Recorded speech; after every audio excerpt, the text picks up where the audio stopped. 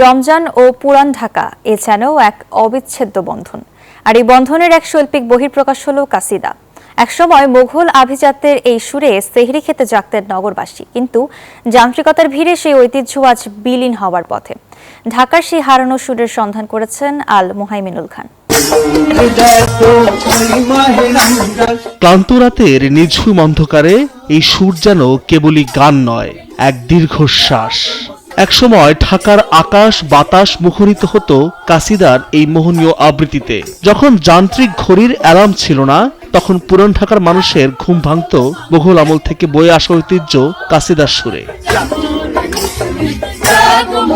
রমজান মাস শুরু হইলেই আমাদের সবাইকে উঠাইতে কাশিদা আসতো। রোজদারও জিন্দারও বলে সবাইকে উঠাতো, সবাই ঘুমটা ভাঙতো।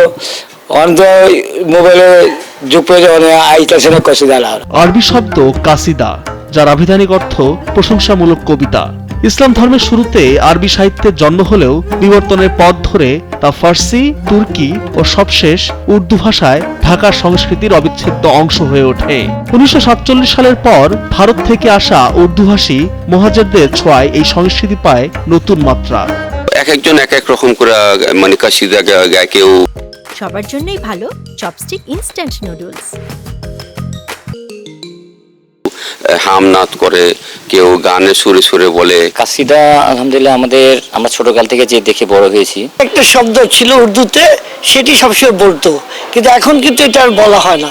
সারা মাস তারা ডাকতো এরকম, শুধু চাঁদ রাতে ইফতারির শেষে তারা বাড়ি বাড়ি যেত আপনার ওই যে বকশিসের জন্য। কাসিদারও আছে ভিন্ন রূপ।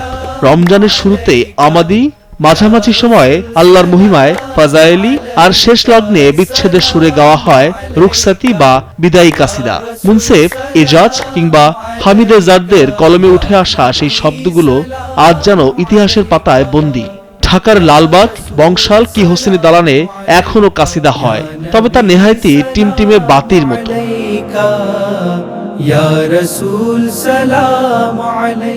দুই দশক আগেও মালিবাগ, খিলগাঁওয়ের পথে পথে কাসিদার দল দেখা যেত। আজ সেখানে আধুনিকতার যান্ত্রিকতা। নতুন প্রজন্মের কাছে এই সুর অচেনা, অথচ এই কাসিদায় ছিল আদি ঢাকার প্রাণের স্পন্দন। এখন আর সালারে কাফেলার ডাক শোনা যায় না।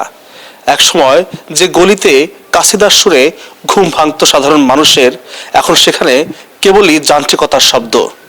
আর তাই তো স্থানীয়দের দাবি, অনতিবিলম্বে এই ঐতিহ্যবাহী কাসিদাকে সংরক্ষণ করতে নিতে হবে সরকারি উদ্যোগ। আল মুহাইমিনুল খান, নিউজ 24, ঢাকা।